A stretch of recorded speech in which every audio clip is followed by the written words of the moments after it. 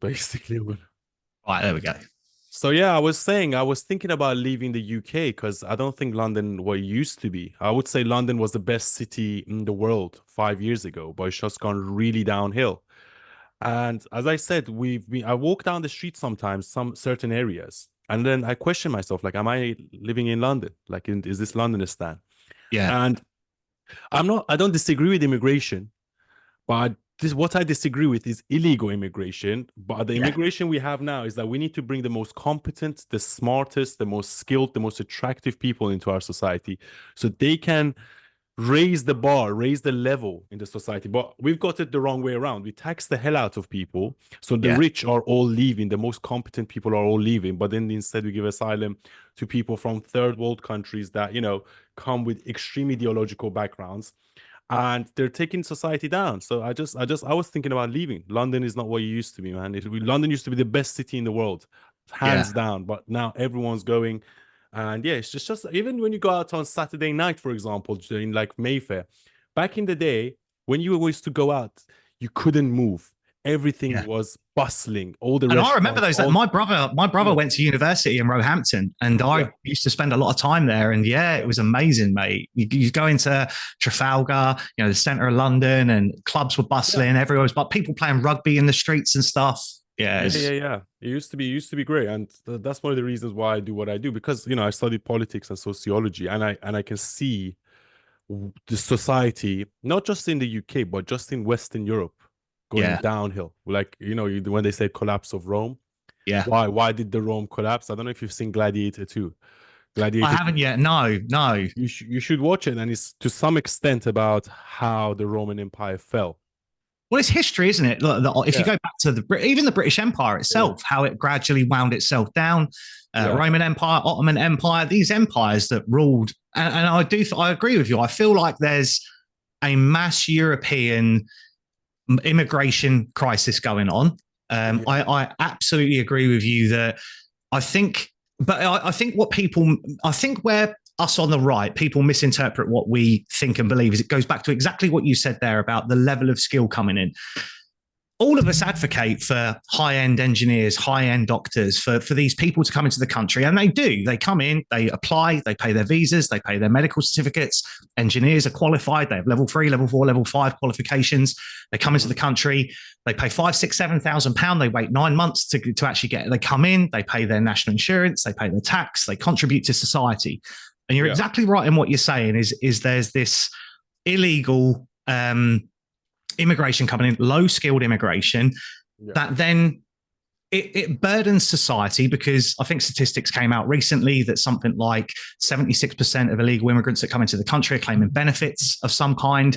yeah, And it just shows there's a strain on society. And what they're doing, in my opinion, is they're pushing up like the minimum wage, like they did in the budget. They're pricing people out of jobs because you've always got to tie it together, haven't you, Eunice? It's not just one thing.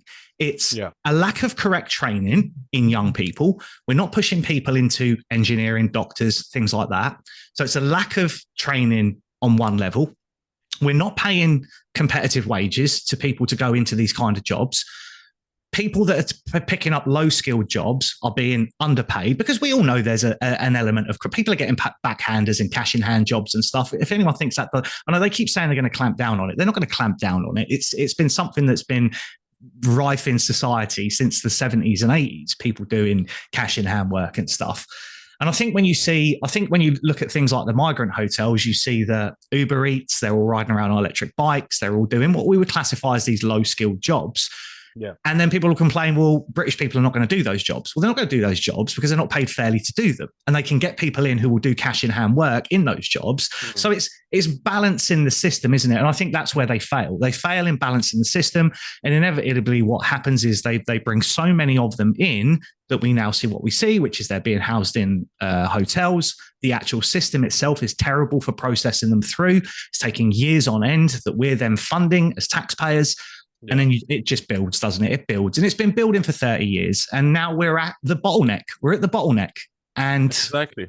And because we also export a lot of our manufacturing jobs. So it just doesn't make sense. If you're a business person, it doesn't make sense to manufacture or even be a farmer in this country anymore because the taxes are so high. It's better, it's Yeah. actually better off importing it. It would reduce the prices for the consumer because of Yes. the taxes they have on the farmers. The farmers need to raise their prices for them to be able to make money. And then the consumers are not going to choose those products. They're probably going to go for cheaper products being imported from Spain or wherever.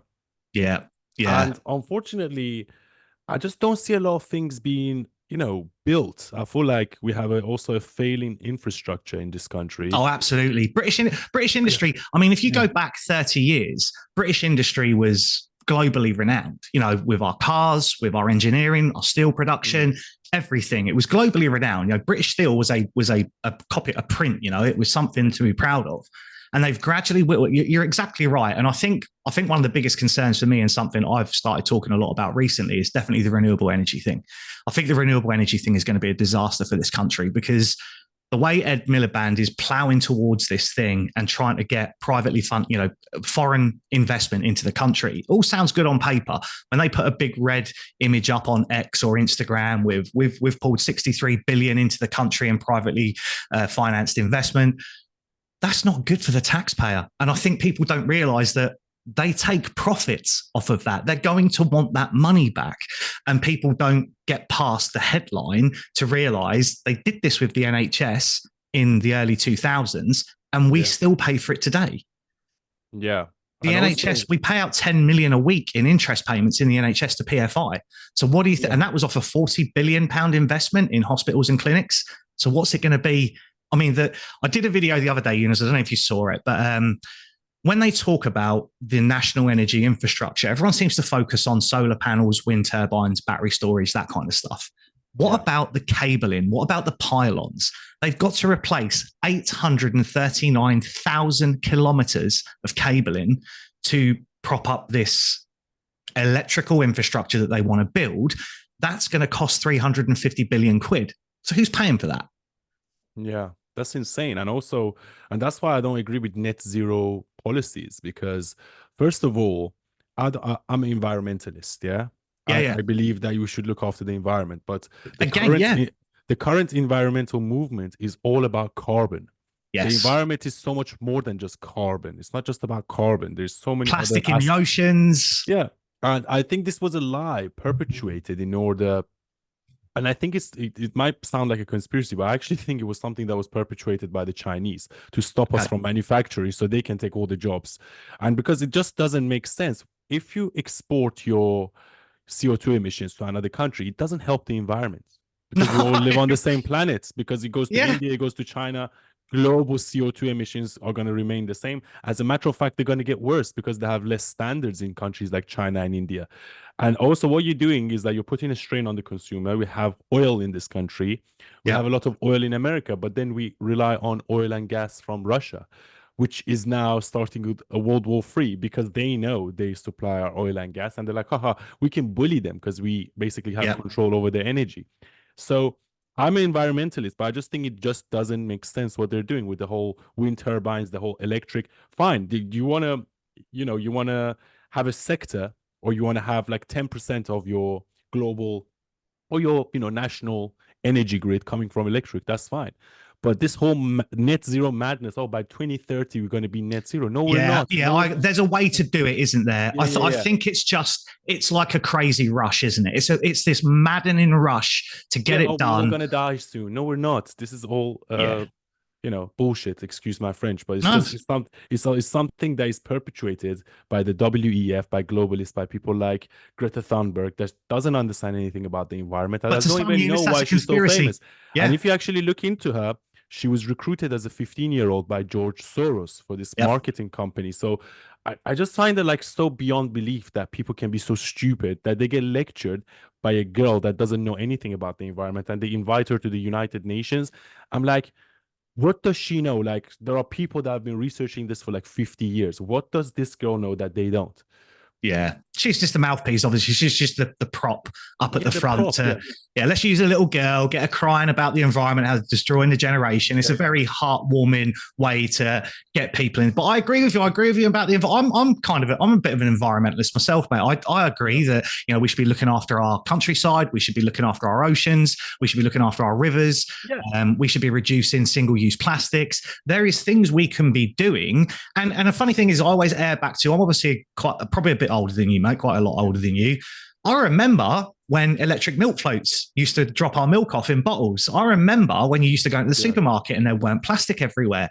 And it's it's a corporate thing that brought that along. And now we're paying the price for it, so to speak. And I'll give you an example. For the longest period of time, my area, it's quite rural, very rural. I live in the countryside. We had a McDonald's put up on one of the big roundabouts near where I live called Five Ways. Don't know if you've ever traveled down it at all. It's called Five Ways Roundabout on the A11. It's a very busy road. Basically, as soon as that McDonald's went down, what did we see a year within that going down?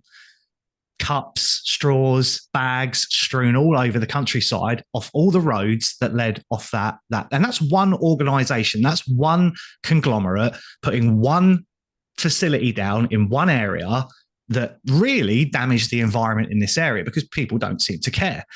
And I'm, definitely very environmental. I think we should be doing a lot. And there's been people come out, there's been inventions that have been made like disposable, or you can get it in your, I don't know if you have a caddy in your office, in your kitchen where you put your tea bags in, but you can get these little green disposable bags that are actually compostable bags. Why are they not using them in supermarkets to put bread and stuff in? Why? There are options and alternatives.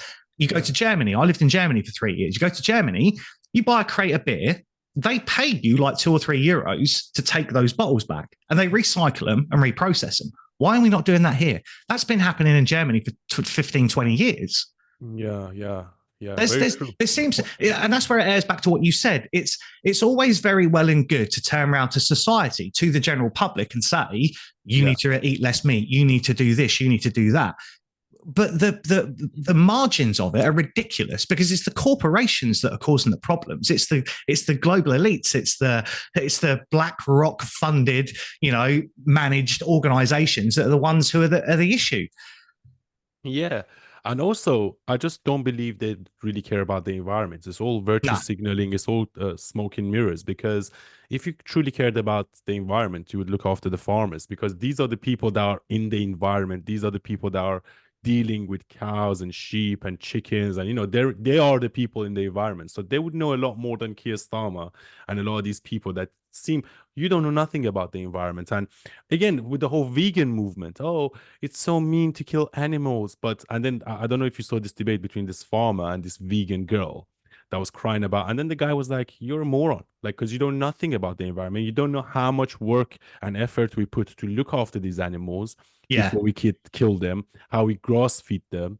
You know nothing. You just sat here in your comfortable living room in London, virtue signaling about the environment when you know nothing about the environment. And I think the epitome of that was why when they taxed the farmers.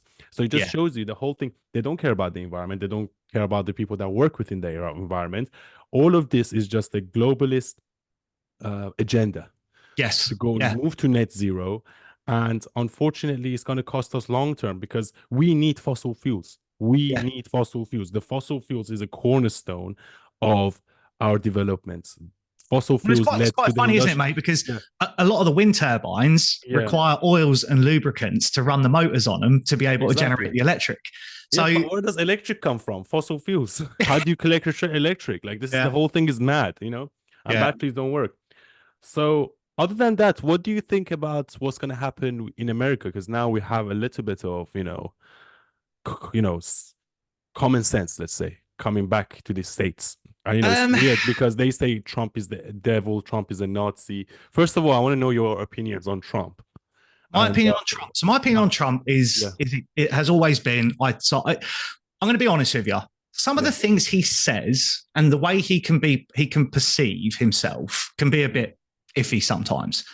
But it's not about that, is it? It's about his politics. The reality is about his politics. You can call him an awful man or whatever, and some things have been proven, disproven, whatever.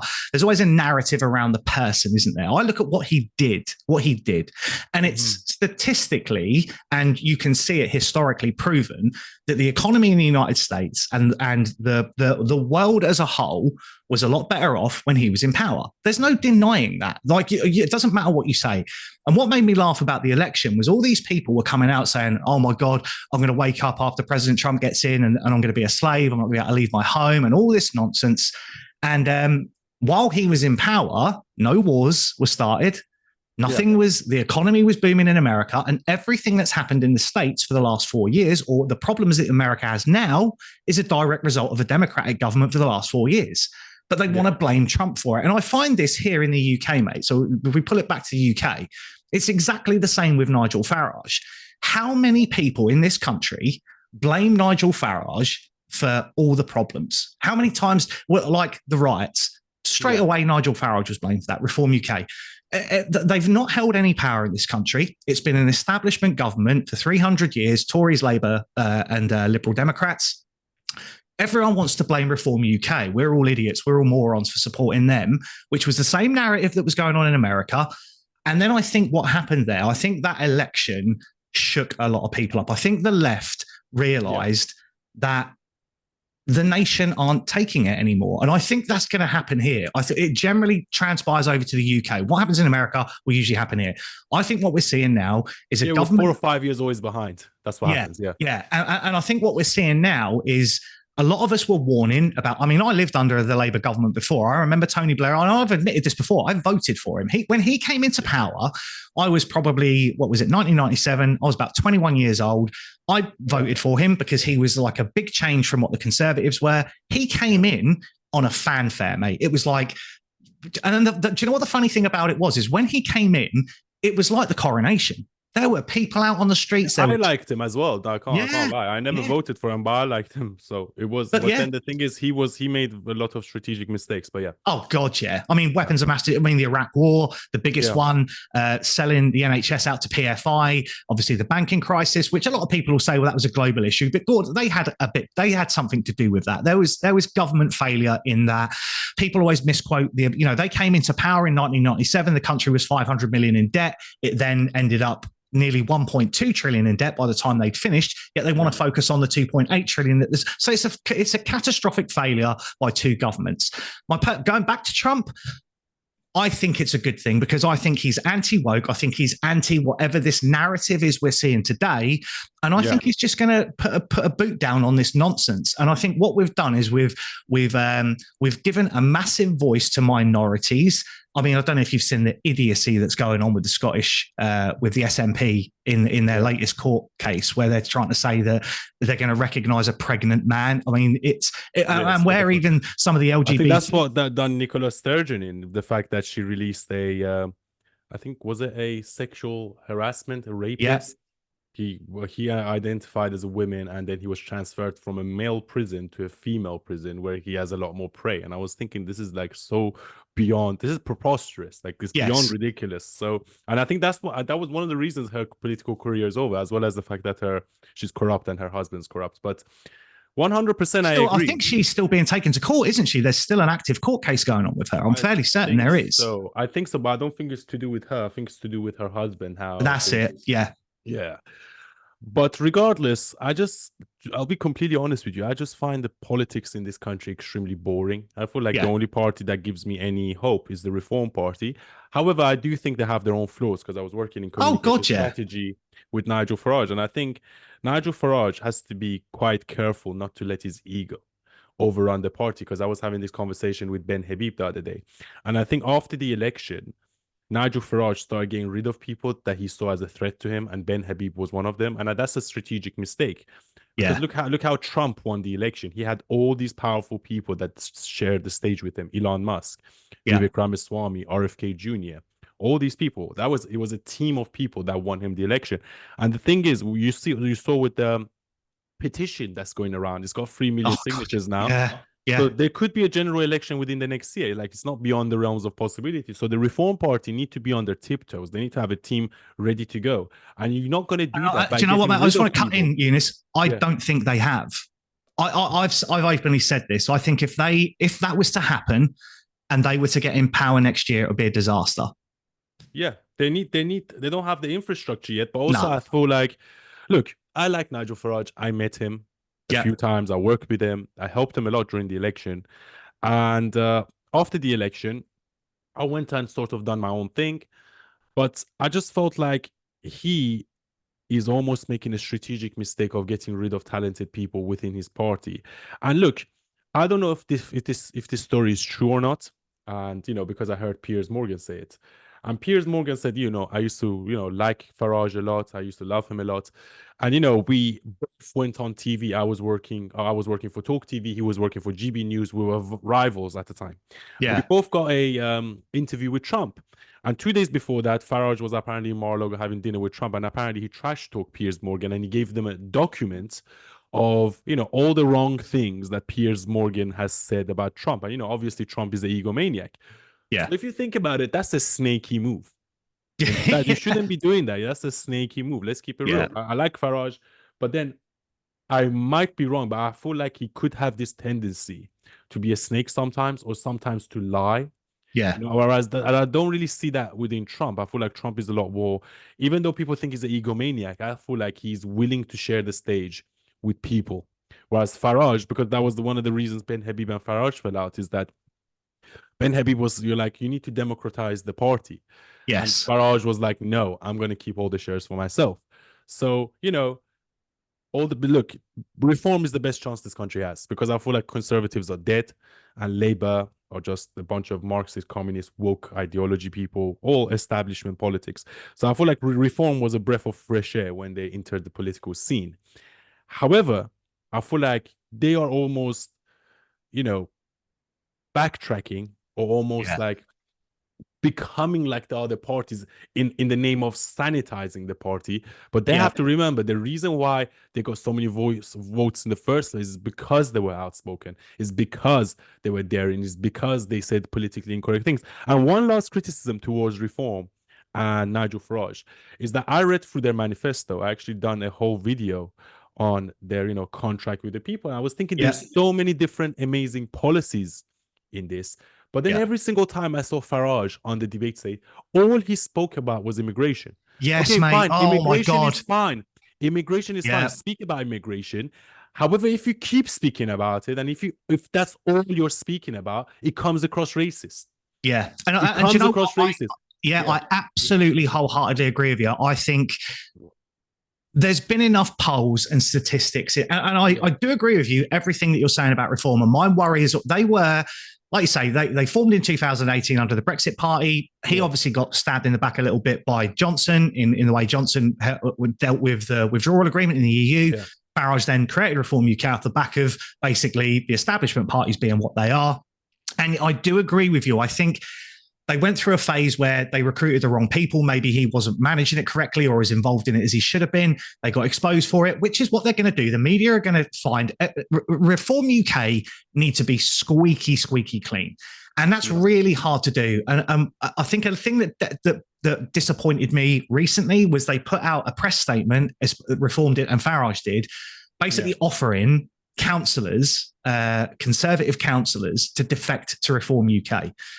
I've always maintained that why I liked the party was it was normal people that were standing up as MPs, normal people that were standing in councils. That's why I think we've got too much of an establishment, career politicians, people coming through the conveyor belt, who are going into politics, who are sort of manufactured through that system.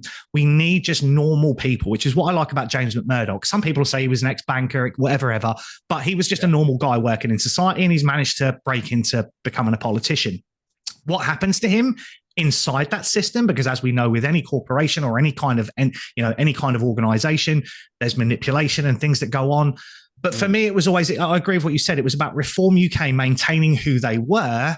And I do get a slight sense, are they slipping into that establishment kind of narrative, if that Yeah. makes sense. And look, I give you like some exclusive things that I've never said before. But look, when I was working in communication strategy with the Reform Party, and look, I hate identity politics. I don't play identity politics. I'm proud of who I am, where I came from, the way I look. And I'm not one of these people that will always scream racist, racist, because I hate those kind of people. I don't play identity politics. Yeah. However, whilst I was working in the office, I would say I was like, because I was dealing with the interviews and the communication strategy and the social media stuff. First of all, I was the only person of color in that room. Okay. And there were like these people sat around the table and they were like gossiping, trash talking like other members of staff and doing these little like snaky, sleazy things. I'm a professional person. I don't do that. So I never really used to engage with that kind of dialogue, right? Yeah. I never really mingled with them in that sense because I was just doing my own thing.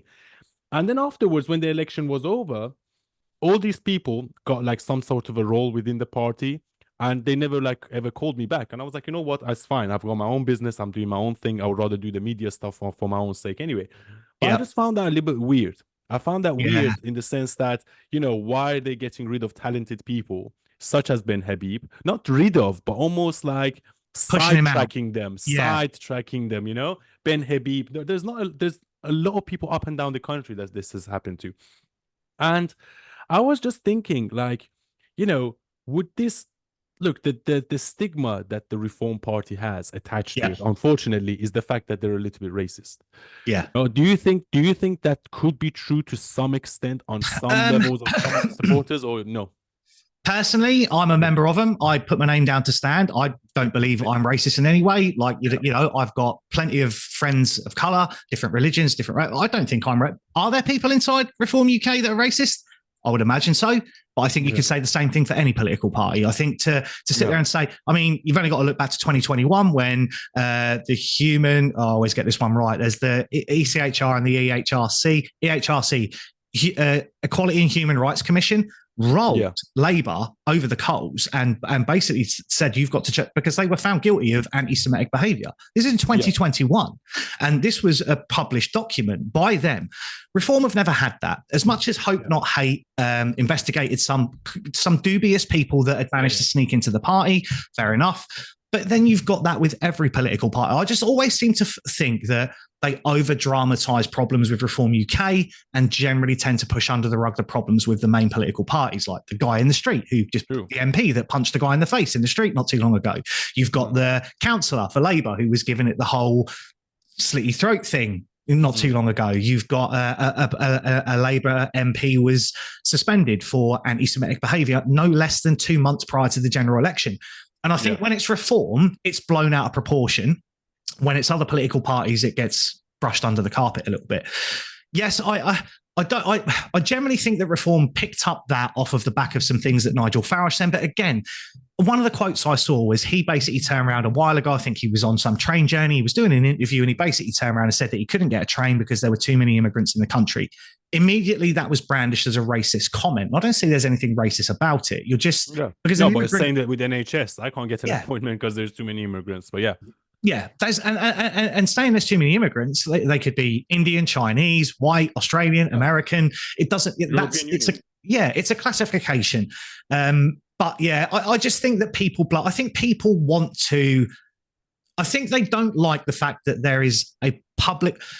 How can I word this? 2 years ago, Reform UK to me represented the general public at core. It represented the working class. They've got their seat. Since they've got their seat in Parliament, so I understand that they have to professionalise. And I feel like what you've said is very accurate in the sense that they're pushing people out that I think better represented the party and what they should stand for and what politics in this country should stand for. And I do worry they are trying to get rid of this slur that I think it is that's been put on them and becoming too much like mainstream political parties. Which is a strategic mistake because the reason why Trump won a re-election is because he managed to slay the Goliath.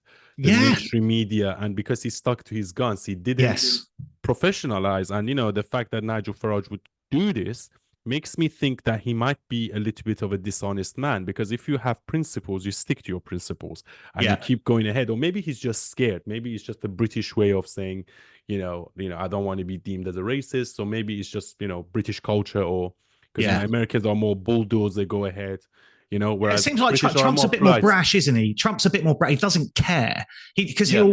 He seems to find a way to brush it off, and he still ended up getting. I mean, I don't know what the final count was. Wasn't it something like 70% of the nation ended up voting for him over there? It was a ridiculous amount of people. Yeah, not the popular vote, but in terms of the seats, in terms of the electoral college, yeah. But yeah, Yeah. in popular vote, I think he won the popular vote by 2 million. Yeah. Yeah. So and I've got one for you then. So if we forward on from what we're talking about reform, I think now what we're starting to see is a lot of people are starting to err in towards a little bit more the Liberal Democrats, which I think is a fundamental flaw. For me, I've always said that I don't actually think Labour or Conservative represent left and right wing politics. In fact, for me, I don't think that exists at all. That was a 20th century kind of classification of politics. The populist versus the establishment, I would say. Yeah. And I think now it's more, like you said, it's World Economic Forum. There is a vastly more global direction that especially BlackRock, AstraZeneca, Pfizer, Google, Microsoft, all these organizations that have got influence over the World Economic Forum, who openly on their about page takes a 5-second search to go and see this. Their actual narrative and mandate is to influence governments on global policy. They openly state it. So when you see people like Keir Starmer and Rishi Sunak and whoever it is, these political party leaders at Davos and talking to these people, you have to start to conclude that they are all under the same roof. And I think what we see is on the right-hand side, we have Reform UK. On the left, we have the Greens, who I think still are tied into the left somehow, but then the Workers' Party. So what's the political narrative going to be in 5 years' time? Are these the Conservatives, like you said, I think are done for? Labour are certainly not doing themselves any favours. So who's going to step into their shoes? Right. So first of all, I think because, like the Republicans and the Democrats, because Labour and Conservatives are the biggest parties in this country, they're somehow going to manage to rebrand and somehow they'll be back in the future. Yeah. The Conservatives, look, this is what I see. First of all, I don't see the election happening in 5 years. I see it happening a lot sooner. Yeah. So if Reform wants to win, they need to be on their tiptoes and they need to get their act together very fast and very quick and have a game plan and, stop getting rid of talented people within the party. The thing I think was going to happen is that the Conservatives, because the vote on the right is split right now. The vote on the right is split between the Conservatives and Reform. Yeah. And actually, if you add up the votes of Conservative and Reform, you would see that they would actually beat Labour. I would say the country is center or center-right. And as you said, Lib Dems, I don't really see them as left-wing or right-wing. As a matter of fact, I don't even know what they stand for. They're just on the fence with everything. And they're just a useless party. And I was amazed, back in 2010 when Gordon Brown didn't make a deal with Nick Clegg. Because I was thinking, well, both of you are liberal, but then the Lib Dems made a deal with the Conservatives, which actually ended Nick Clegg's political career because David Cameron done everything that Nick Clegg said he wouldn't do. Regardless, I just think that there's two ways. Either the Reform Party needs to win the election outright, which I think is unlikely to happen at this moment in time. Things can change in the next 1 or 2 years. So I think what they need to do is that they need to make a deal with the Conservatives, or better, the Conservatives need to make a deal with Reform. They need to make Nigel Farage the leader of the opposition. But then you know what that does, don't you? It's then the voters like me, yourself, and the 4.1 million, because the 4.1 million that voted for Reform voted for them as the party that represents the general public. And if we air back to what you said about them banging on about immigration, anyone that read Reform's policy would have seen a lot of the very good policy they had in there. Like one of them was calling for the MP, I can't remember the exact wording of it, but they wanted to form an organisation inside Parliament to basically scrutinise MPs more, didn't they? They were very big on that. Something like what Elon Musk and Vivek Ramaswamy with Doge are doing, like government efficiency. But another thing I really like, no tax if you earn under 20K or the first 20K of your earnings, no tax. And, stop teaching gender ideology in schools. Again, another great social popular thing. They had a good military strategy as well. Sport. Yeah, everything. Look, I just think that, the problem is that, first of all, Nigel Farage needs to get his act together in terms of stop speaking so much about immigration. Okay, we get it. Immigration is a problem. Illegal immigration is a huge problem. Yeah. But the same way that Trump spoke about the southern border. Okay, fine. That was just one of the things he spoke about. He also spoke about the economy. He also Yeah, spoke about, international relations. He also spoke about the woke mind virus. And all these things were in the manifesto of reform or contract with the people, as they like to call it. So I feel like they need to get a lot better with their messaging because at this moment in time, people are not wise. People are not politically savvy. no, Yeah. So unfortunately, minorities look at reform and they see a racist party. And yeah, unfortunately, or fortunately, we have a lot of minorities in this country. I think, in London, more than 50% of London is ethnically background. And I think up now, at this moment in time, 30% of the whole of the United Kingdom is not British or is not English, let's say. yeah, So you have 30% of the vote, and you have overwhelming majority of those people thinking you're a racist. And also we have the white liberals, the white knights that they think they're helping people full of pity and virtue signaling idiots that they don't know what they're talking about. Then they see that and then they would go and vote against reform anyway. So they need to sanitize the party, and this is how you sanitize the party. You need to sanitize the party by bringing outspoken people, especially people with a ethnic background, people like Ben Habib, people like myself that actually stand up to Islamism. They stand up to this radical ideology. They stand up to woke mind virus. And when we say it, it doesn't come across like we're racist. Because how yes. can we be racist ourselves? And I Whereas don't if know, I guys. sit here and say it, it's straight away. I Yeah, get yeah, yeah. straight But away. this is Yeah, this is ridiculous because in that case, like you can't have an opinion unless you no, belong to a certain group, which is it's just so beyond like in that case you can't have an opinion on anything unless you're, a white straight male. Then you can only have an opinion on being a white straight male. But like that's ridiculous. You can have an opinion on everything as long as your opinion is based on facts.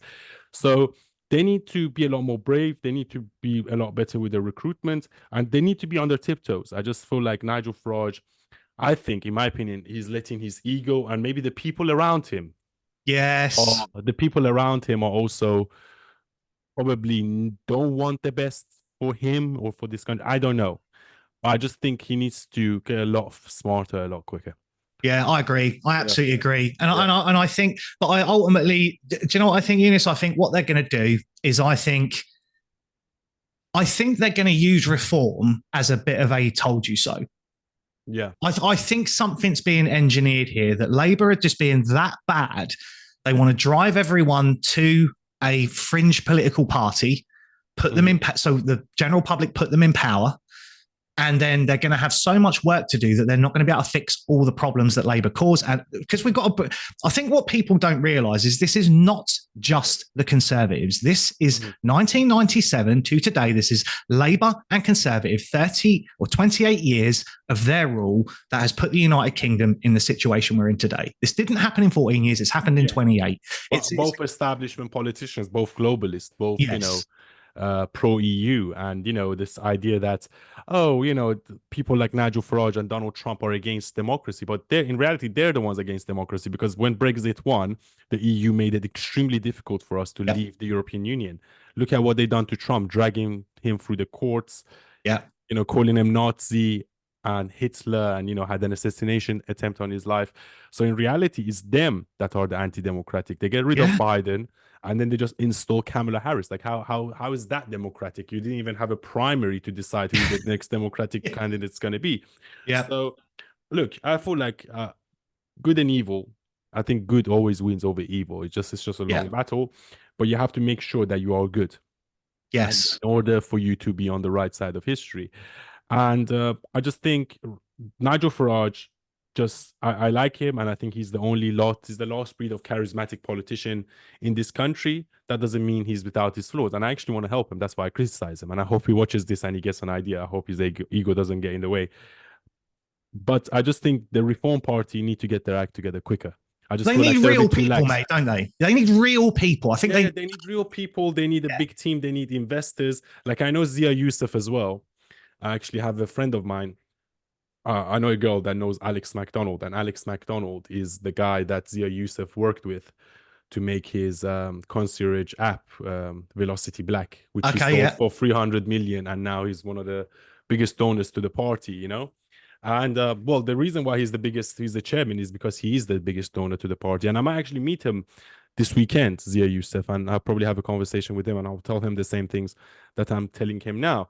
Let's just go out of British and UK, British and American politics. What do you think of this? What's happening in the Middle East right now with Israel and with the whole Netanyahu and International Criminal Court getting an arrest warrant for him? Like, do you think that's justified? I don't know much. Do you know what? I'm going to be honest with you, mate. I generally don't pay much attention to it. I don't, because Yeah. I feel I am very nationalistic. I don't, as much as we have involvement here in the United Kingdom, that is something that's been going on for decades and decades and decades. The Middle East has been a melting pot of problems for such a long time. There are so many groups, so many territories, so many different things that are influenced there. You don't know what's real. You don't know what figures are accurate. You don't know who's doing what. We know that the mainstream media manipulate things. We know that, I mean, just as an example, I did a video the other day. There are people going out on the streets that we all know the pro-Palestine stuff, and we all know the refugees welcome here. The refugees welcome here are advocating for the Ukrainians coming here, which I don't think any of us have a problem with. They come into the country. I know a few Ukrainians that are working in my institution who are obviously part of the struggles over there.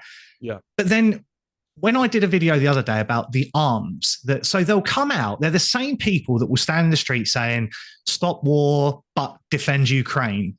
Stop the war in Palestine, but defend Ukraine. They don't even realize that Israel fund Ukraine to fight against Russia. So it's like this, it's so much mixed information and so many things that I'm going to be honest with you, I don't pay too much attention to it because I'm too focused on what's going on inside our own country. When the statistics, so I've read some statistics not too long ago that said 14,000 children had been killed in the Gaza conflict. And that's horrific. It's awful. And I wouldn't wish that upon any country or situation in any war on the planet. We have 90,000 people a year die here of poverty. We have 4.3 million children here in poverty. But it seems the voices is all about something else going on somewhere else, rather than fixing what the actual issues are here. Yeah. As much as I don't, do you know what, mate? I don't really have overly much of an opinion on it. I wouldn't say I'm on the side of anyone. I just don't. I think we've got bigger fish to fry in this country. I think we have bigger issues to deal with in this country. What's yours? What do you think, mate? Because I probably just literally just released the video. Sorry, I was just because they sent me a invitation request. So I basically just done a video for Reason regarding the whole International Criminal Court, trying to arrest Netanyahu. And I've said this many times. I don't agree with everything that Israel does. However, I feel like Israel is on the right side of history. And this idea that they're committing genocide is a load of bollocks because Israel has nuclear weapons. They can flatten Gaza and West Bank within an hour if they wanted to. If they wanted to commit genocide, and genocide means killing an ethnic race just for the sake of killing that ethnic race. It's ethnic cleansing, isn't it? Ethnic cleansing. It's not true because, well, there's 2 million people living in Gaza. And another further 2 million in West Bank.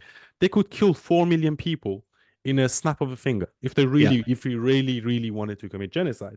And what people don't realize is that, I'm Iranian, right? And I was born in on the Islamic Republic. And, I've seen it firsthand what the Islamic Republic does because Iran is absolutely beautiful and Persian culture is beautiful. However, we have a bunch of terrorists taking over our country. Well, I was about to say, if I can interject, I saw some imagery not too long ago about the cultural change that's happened in Iran, and it's unreal. I saw it's got very dictatorial, very what's the word for it? You probably could explain this better, but I've seen the oppressive. Yes, that's the word. Yeah. So it become extremely oppressive, and it's just such a shame because you see even the Saudi, look, the Persians were not Muslim, but you can even see Saudi Arabia looking into the future, doing amazing things, signing all these football players, doing all these massive boxing shows there. You go to Dubai, you see what they've built there. You're like, wow. You go to Qatar, you're like, wow. And Iran was like 50 years ahead of these people. Yes. And then 50 years later, you realize, you look at all these countries that, we were way ahead of 50 years ago in the 70s, because, Tehran was the second most visited city in the world after Paris. And if you ask your parents or maybe your grandparents, it was a place to go. Like during the 70s and 60s, everyone used to go to Tehran. Tehran was what Dubai is now. Like everyone's going to Dubai now for holidays or whatever. Tehran used to be that in the 70s. And basically, we've had 46 years of oppression. We had a terrorist organization. It wasn't a revolution in 1979. It was a coup. It was a military coup in which a bunch of terrorists took over the military and they basically imposed their will on the people. And Yeah. they've been terrorizing Iranians. They, oppress Iranians. There is no freedom of speech in Iran. People die if you criticize the government. They lash you. They torture you. They hang you. Yeah, Women are it's a very different situation to what we see here, isn't it? It's yeah, exactly. You don't unreal. realize, people they try to pretend they're oppressed in this country. You don't know what oppression is. Nah. You don't know what oppression is. And I hate it when I see these white liberals or even people from my background that were born in this country and they go on TV and they're pro-Palestine. I'm like, you idiot. You don't understand what is happening. You have an Islamic Republic that is sponsoring Hamas, and Hamas is the one oppressing Palestinians. Hezbollah is the one oppressing Lebanon. Islamic Republic is the one oppressing Iranians. It's not the Zionist Jews. The Zionists, they're just defending themselves. This idea that, the Zionists want to take over the world and, they just kill Palestinians or they want to attack Lebanon. And, their big idea is to go and take Syria. It's all bullshit. And the fact that people don't see that is extremely... But that's right, because they don't educate themselves. You're an imbecile if you don't. And I think the mainstream media also plays a part. The BBC, Sky News, putting all these biased journalism. And I'm not saying everything that Israel does is right. I understand that there are certain people within the Israeli government that are extremely right wing, hard right, but that should not be compared to an Islamist that is willing to kill himself, strap a bomb around him or, kill children. And I tell you what, I give you an image of what Khamenei is, the supreme leader of Iran. During the Iran-Iraq war in the 80s, he used to give a key to little kids as young as 5 years old or all the way up to 13, 14 years old. He used to give them a key and he's like, this is the key to heaven. Go and walk down that road. And that road used to be a minefield. So my God. So he used to use children to clear mine roads. That's who Khamenei is. That's who Hamas, Hamas leadership, Ismail Haniyeh, he was given billions by the international community to rebuild Gaza. Instead of rebuilding Gaza, he built tunnels and he was living in a 5-star hotel in Qatar whilst his own people are starving. So this is the type of people you're dealing with. Yeah, Israel, people were protesting Netanyahu for 3 months leading up to the war. Not a single Israeli died. Now, go and try protesting Hamas in Gaza. You'll get beheaded. Go and try protesting the Islamic Republic in Iran. You get shot. I think that's the difference. That is the difference. Yeah. And I'm going to be honest with you. That's why I don't get involved with it, because I think there is I don't understand it. I don't have enough education on it. I haven't got the time to look into it, mainly because I don't think it really affects me here in my little sleepy village in the countryside of the United Kingdom. And it does seem to, in my area where I live in Suffolk, it would never be spoken about. I don't go out on the streets in my towns and there's pro-Palestine. It seems to be in the big cities. It seems to be where you say there's these woke liberals walking around, white woke liberals who want to jump on the back of every issue that's going on in the world. And it seems to me like they swap their manufactured boards over. And I don't, and exactly what you said, I don't really think. By extent then, what do you think of the whole Russia-Ukraine thing? Do you think that war escalating now will lead to World War III? Do you think that's been done strategically by the Biden administration, or you just don't have... Oh, you do. Yeah.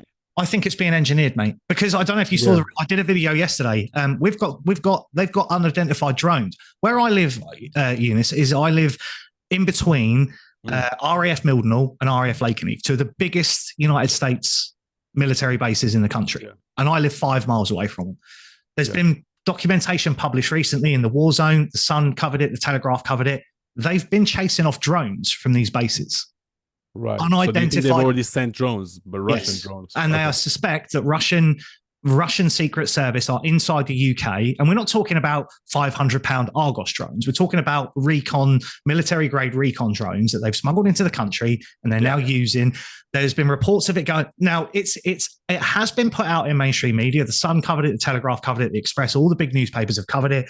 Weren't exactly front page headlines. The War Zone covered it. And it was something that they put out openly in our area because they want the locals to be on the lookout for these. Apparently, they're flying around the area and they want locals to report if they see them. I've lived here all my life. They've been scrambling jets out of here which if you live anywhere around an airport or any kind of military base, you'll know the flight patterns, you know what they do, you get used to it.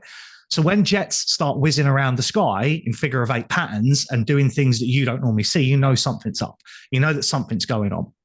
With regard to Ukraine and Russia, I think everybody knows. I think the details have come out that there is a vast mineral field in Ukraine.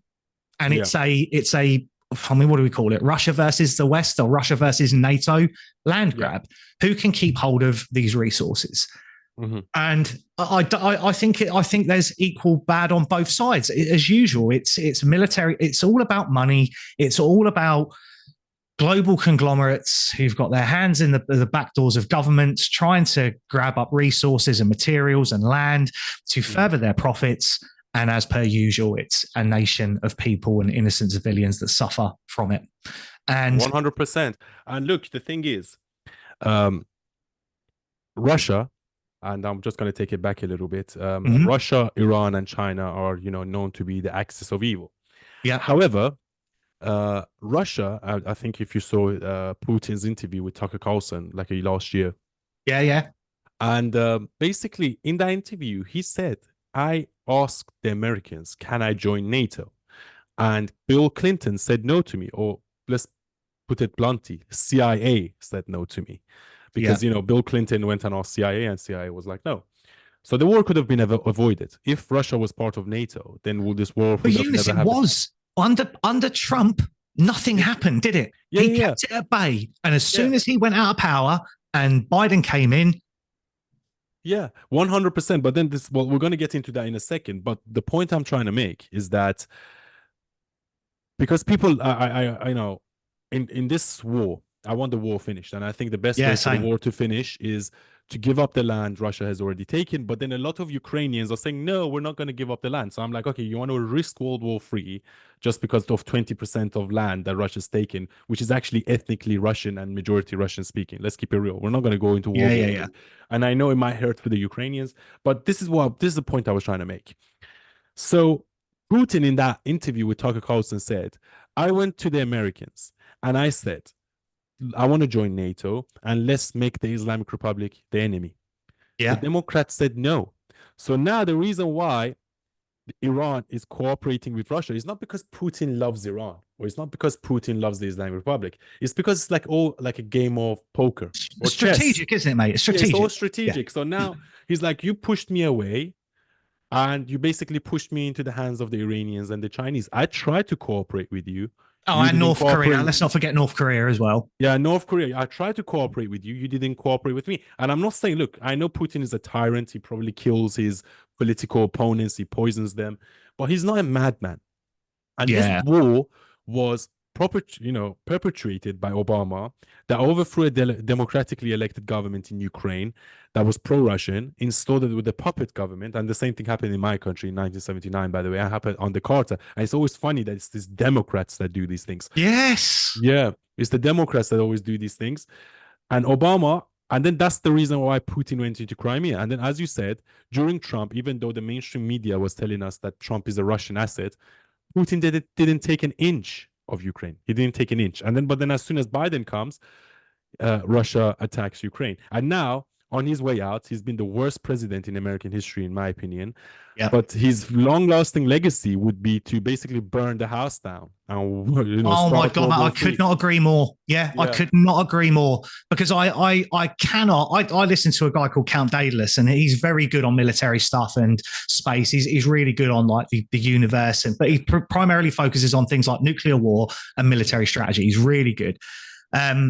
He's always perpetuated there wouldn't be a nuclear war. And I don't think there would. I think they've got the capabilities to destroy what they need to destroy with hypersonic missiles and precision missiles. I don't think they want mad, mutually assured destruction, because we all know that happens. One missile goes up, hits London, hits Washington, that's it. It's done. Everything's done.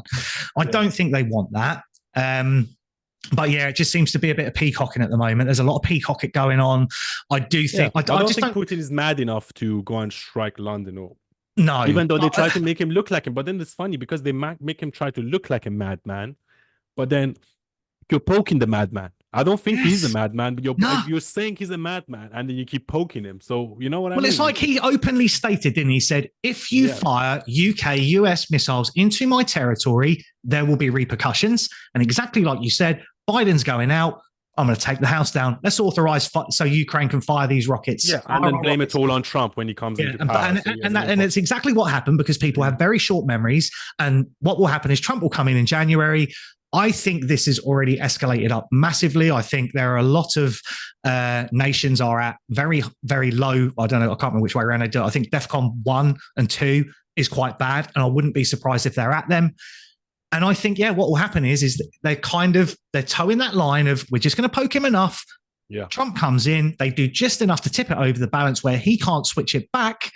Then Trump has to fight a war against a person who he actually had, I would say, a good relationship with, like the Democrats. And funny enough, mate, the last time we ended up in war in Iraq, Labour, which are effectively the Democrats of the United Kingdom, aren't they? It's the same people always starting these wars. Yeah, it's the globalists and the establishment. So we shall look on with great interest. And yeah, thanks for having me on, man. Yeah, same, mate. It's been great. Been good. I think we got a lot of stuff covered there, mate. Exactly, yeah. What was it, an hour? Hold on.